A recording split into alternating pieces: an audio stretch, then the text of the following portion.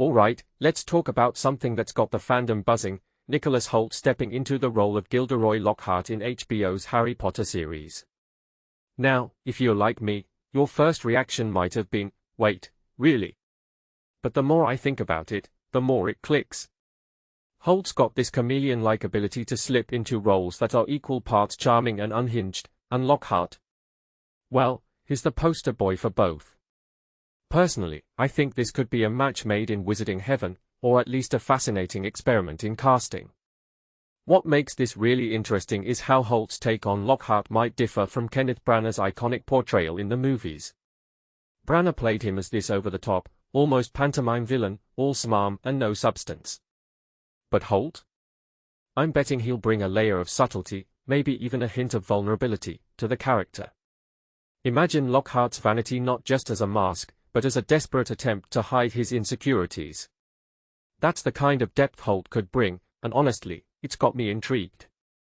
One thing that immediately stands out is Lockhart's role in Chamber of Secrets.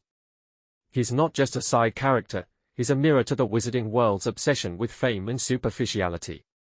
And in today's social media-driven culture, that feels more relevant than ever. What many people don't realize is that Lockhart isn't just a joke, he's a critique. J.K. Rowling used him to highlight how easily we can be fooled by charisma and credentials.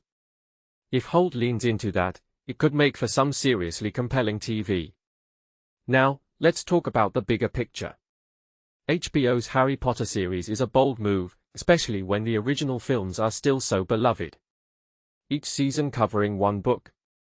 That's a lot of pressure to live up to. From my perspective, the success of this series hinges on whether it can recapture the magic of the books while also bringing something new to the table. Hoult as Lockhart feels like a step in that direction, a fresh take on a familiar character that could signal the series isn't afraid to take risks. But here's the thing, the franchise isn't what it used to be.